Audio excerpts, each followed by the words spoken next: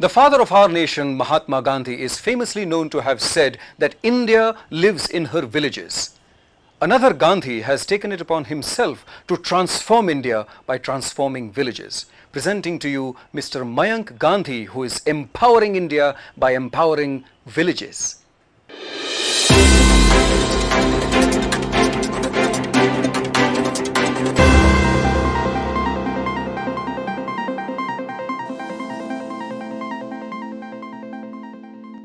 नमस्ते। कुछ साल पहले मैं एक इंटरनेशनल अर्बन प्लानर था और डेवलप्ड कंट्रीज के लोगों की लाइफ देखता था तो मुझे लगता था कि मेरे भारतवासी की जीवन ऐसा कब होगा। एक जिद कर ली कि मैं पूरी जिंदगी इसी की कोशिश करूंगा कि ये भारत कब बदले, राष्ट्र का निर्माण कब हो। और मैंने अन्ना जी के साथ राइट टू इंफॉर्मेशन के ऊपर काम किया और कुछ कानूनों के ऊपर काम किया और 2011 में अन्ना जी और अरविंद केजरीवाल के साथ मिलके इंडिया अगेंस्ट करप्शन मूवमेंट जो शुरू की, जो वर्ल्ड की one of the biggest movement थी, उसकी लीडरशिप में मैं था। फिर वो मूवमेंट जो थी वो एक पॉलिटिकल पार्टी बनी, आम आदमी पार्टी, जिसका मैं नेशनल एग्जीक्यूटिव मेंबर था। लेकिन जैसे मैं पॉलिटिक्स में घुसा और मैंने जो जो देखा, मुझे ये लगने लगा मेरे से राजकारण नहीं हो पाएगा और मैंने 2015 में पॉलिटिक्स कंप्लीटली छोड़ दिया। लेकिन वो कीड़ा तो था कि मैं कैसे इस देश को बदलूं। गांधी जी कहते थे India soul lives in its villages. अगर इंडिया को बदलना है तो गांव को बदलना पड़ेगा और अगर मॉडल बनाना है देश को बदलने का, ऐसी जगह सिलेक्ट करें जहां सबसे ज्यादा तकलीफ हो। मराठवाड़ा में हाईएस्ट सुसाइड्स होते थे और 2016 के अंदर तो कुछ ऐसे गांव थे जहां पे लोग पानी के लिए तरसते थे, सुसाइड्स हो रही थी, डिप्रेशन के अंदर लोग थे। 3,500 रुपया इनकम फैमिली की थी और इसलिए जीते थे क्योंकि मरे नहीं थे। Hello, welcome to Pali. Pali is a pilgrimage for us. It is where Mayank landed up and found people walking around with dead men's eyes. They had no water to drink and no one to care for them. But Mayank cared. परली के अंदर मैंने पानी देना शुरू किया tanker. 56 गांव के अंदर 60,000 लोगों को 1.5 करोड़ लीटर हमने पानी दिया। मैंने इसके पहले लगान पिक्चर छोड़ के कोई गांव नहीं देखा था, मुझे मराठी नहीं आती थी और मैं गांव में घूमने लगा और वहां के लोगों की हालत देख के बहुत दुख होता था। क्या कर सकता हूं मैं, कैसे इस एरिया को बदल सकता हूं और ये मॉडल को लेके देश बदल सकता हूं, इसके ऊपर विचार करने लगा और मैंने डिसीजन ले लिया। मैंने सोचा पूरा जीवन सेवा में ही गुजारूंगा और मैंने जहां नौकरी थी वो छोड़ दी और मेरे पास एक फ्लैट मैंने बुक किया था वो बेच दिया और गांव में मैंने काम करना शुरू कर दिया। लेकिन एक चीज मैंने तुरंत मुझे समझ में आ गई कि जो गांव है ये एक मल्टीपल ऑर्गन फेलियर जैसा है। हार्ट के ऊपर आप काम करोगे लीवर खींच लेगा, लीवर पे काम करोगे लंग खींच लेगा। तो अगर आपको गांव बदलना है तो आपको 360 डिग्री हर एक एस्पेक्ट पे काम करना पड़ेगा। हमने पानी के ऊपर काम किया, हमने इनकम जनरेशन के ऊपर काम किया, एजुकेशन के ऊपर खूब काम किया, स्वास्थ्य के ऊपर, हेल्थ केयर के ऊपर काम किया, फिर स्किल डेवलपमेंट के ऊपर किया, कैपेसिटी बिल्डिंग के ऊपर किया। गांव वालों को तैयार करने के लिए जो डिप्रेशन में था, जिसकी आंख के अंदर अग्नि नहीं थी, सोललेस आइज बोलते थे, जिसके युवाओं ने कभी दूध नहीं चखा था, उन सब के लड़ने को तैयार कर दिया, एक आर्मी जैसा बना दिया। The biggest thing was that a social transformation took place, and small villages can be incredibly competitive. If you have one political party, there are probably 3 factions of that party in that village. He said that, look, if you talk about politics in this village, I'm not going to enter the village. So he was very, very intelligent. He completely stayed away from politics. He speaks nothing but development, development and development. वहां पे दारू का बहुत ज्यादा चलन है, और रेवली गांव करके था, उसके अंदर 7 युवा सिरोसिस ऑफ लीवर से मर गए थे। रात को रोड के ऊपर सब दारू पी के सोते थे, लेडीज ने पीना शुरू कर दिया था, बच्चों ने पीना शुरू कर दिया था। और फिर हमने तय किया कि एक आंदोलन करते हैं, और वहां की लेडीज, बच्चे, युवा सब आगे रात को मशाल लेके घूमने लगे, दारू बंदी झाली छपाइए, और दारू की दुकान पे रेड मारने लगे। और इस तरह हमने 15 गांव में दारू कंप्लीटली बंद कर दिया। खुशी हो या गम हो, मुझे खाली शराब ही दिखती थी, शराब के अलावा कुछ दिखता ही नहीं। मगर जब से मयंक गांधी हमारे गांव में आ गया और उन्होंने शराब बंद की, और मुझे एक खाली मूल मंत्र दिया, बोतल पे बोतल पिए जाओ, आधी रात उतरती है, मगर एक बार खाली समाज सेवा का प्याला पियो, जिंदगी भर चढ़ती है। और खाली यही मूल मंत्र ने मेरी जिंदगी बदली। मूवमेंट शुरू हो गया और लोग जुड़ने लगे। तो 2017 में ये सोचा कि अगर मैं अपनी जीवन में इस तरह काम करूंगा गांव बदलने का, तो 25, 50, 100, 200 गांव बदल पाऊंगा। और भारत में 6.5 लाख गांव है। तो फोकस करके हमने ये सोचा कि अभी पानी के ऊपर काम करते हैं। जैसे शरीर के अंदर 70% मात्रा पानी की रहती है, वहां के प्रॉब्लम भी 70% पानी से जुड़े हुए थे। और लोगों को इकट्ठा किया।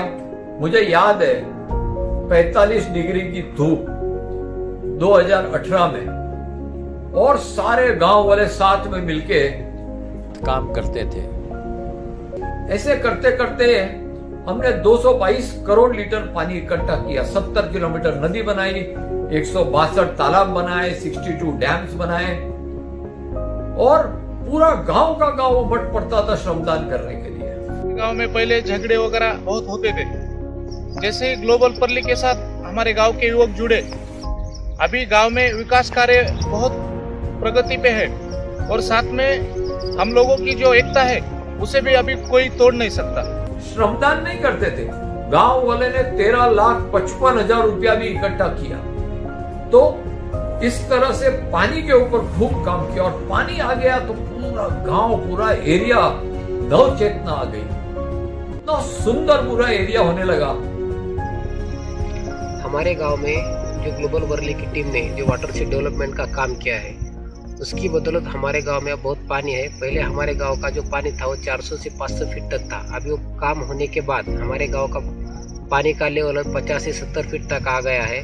उसकी बदौलत हम लोग अब अच्छी फसल उगा सकते हैं। और लोगों के अंदर नई चेतना आई, उनको लगा कि हम भी जीवन में कुछ कर सकते हैं। या उस समय की जीत थी हमारी कि सिर्फ जमीन के ऊपर बदलाव नहीं लाए, हम मानसिक तरीके से इनको हमने जिंदा कर दिया।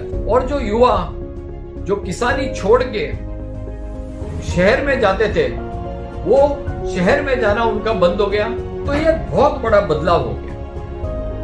ये वाटर मैनेजमेंट करने के बाद इनकम कैसे बढ़ानी है, ये नेक्स्ट चैलेंज था हमारे लिए। और हमने ये प्लान किया कि जो किसान कॉटन और सोया लगाता है, जहां पे उसको 10 से 20 हजार रुपया पर एकड़ की सालाना इनकम होती है, अगर उसका क्रॉपिंग पैटर्न चेंज करते हैं, अगर हम फल के पेड़ लगवाते हैं, तो उनकी इनकम बहुत ज्यादा हो सकती है। A lot of work, and it was something it needs to be done in every part of India, because एक तो ऐसे ट्रीज लगाने से जो एक सबसे भयंकर जो डर है, which is looming on our heads about environment, about global warming.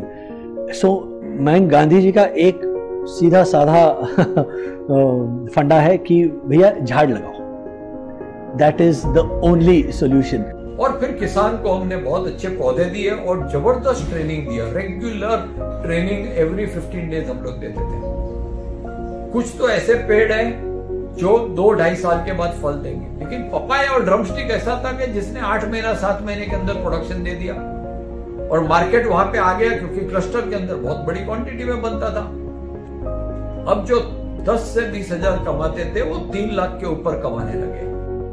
यहाँ हमारा जो दुष्काल परिस्थिति में हमारा एरिया पहचाना जाता है और यहाँ बारिश भी कम होता है और इधर पूरा कर्ज बाजारी खेती पूरा चलता था और मैं वो सोयाबीन, कपास, बाजरी, हाइब्रिड ऐसा पिक लेने वाला किसान था।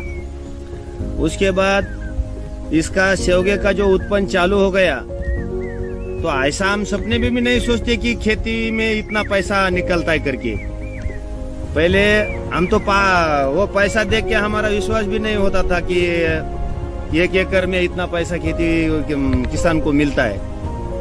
बाद में जब चालू हो गया तो एक झाड़ को 10-15 किलो माल निकलने लगा। अच्छा से पैसा मिल गया। अपना वो कपास निकाल के फेंक देना पड़ता है, वैसा ये सेवगा का नहीं, 7-8 साल चलता है वो, अच्छा संभालेगा तो।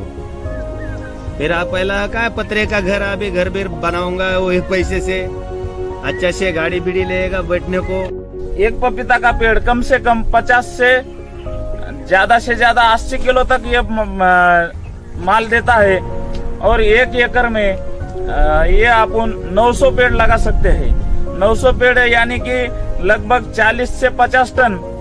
पहले सोया की खेती करते थे तो 20 या 25 हजार आते थे।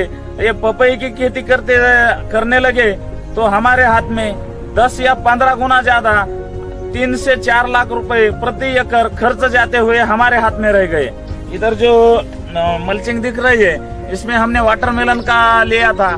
वाटरमेलन का एक एकड़ में खर्चा जाते हुए हमको कम से कम 1.25 लाख रुपए रह गए। मैं एक गरीब किसान था और आत्महत्या करने को निकला था और ग्लोबल परली आई। ग्लोबल परली ने सीताफल लगाने का मार्गदर्शन किया और उन्होंने अच्छे पेड़ लाके मुझे दिए सीताफल के। और मार्केट में जो सीताफल 20 रुपए 30 रुपए किलो जाता था वो सीताफल आज 120-130 रुपए से जा रहा है। मैं 1 एकड़ में 3 से 5 लाख रुपए कमा सकता हूँ, ऐसी मेरी आशा है और मैं खुश हूँ। तो खूब इनकम मल्टीप्लाई होगी। ये रिजल्ट देख के आजू बाजू के एरियाज के किसान हमारे पास आए कि हम भी लगाना चाहते हैं।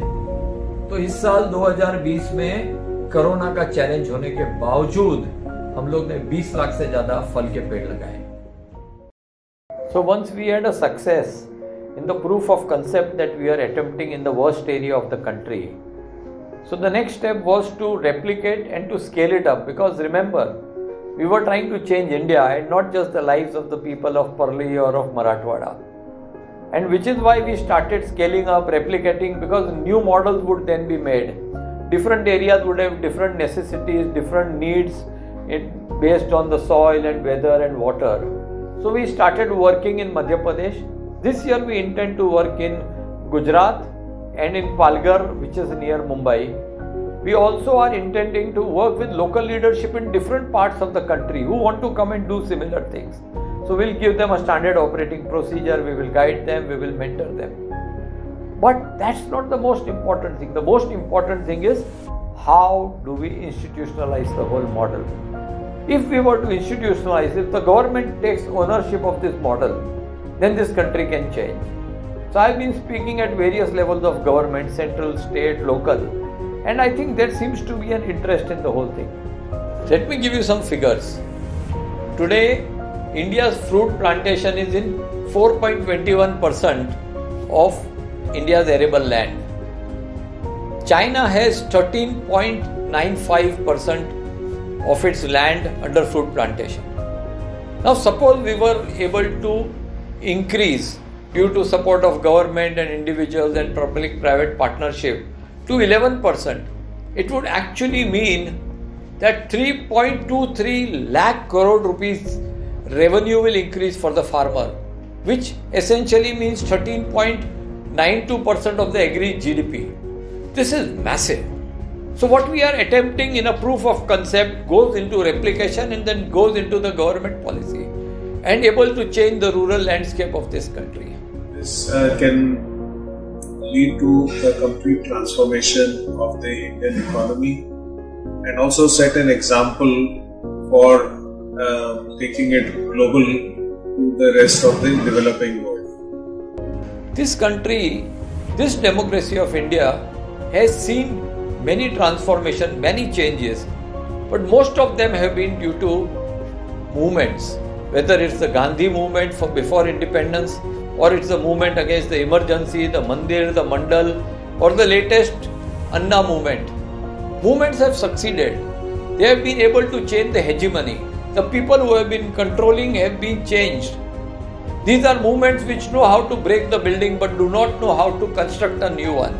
I believe that if we want to change this country, we also need to have a movement, but not a confrontational, not a destructive movement, but a constructive, positive, pro-development movement, which is what we have begun in Parli and Marathwada. And I think this movement, if all of us come together, now Lions Club, one of the major organization for selfless working for the nation, if Lions Club join hands with us, if other clubs come together, various groups come together from this country, this nation can change. Remember, at one time, a few hundred years back, India's economy was 33% of the world economy. Its trade was 30% of the world's trade. Today, our economy is 2.6% and 0.8% of the trade. This country is destined for greatness. Let's work together. Jai Hind.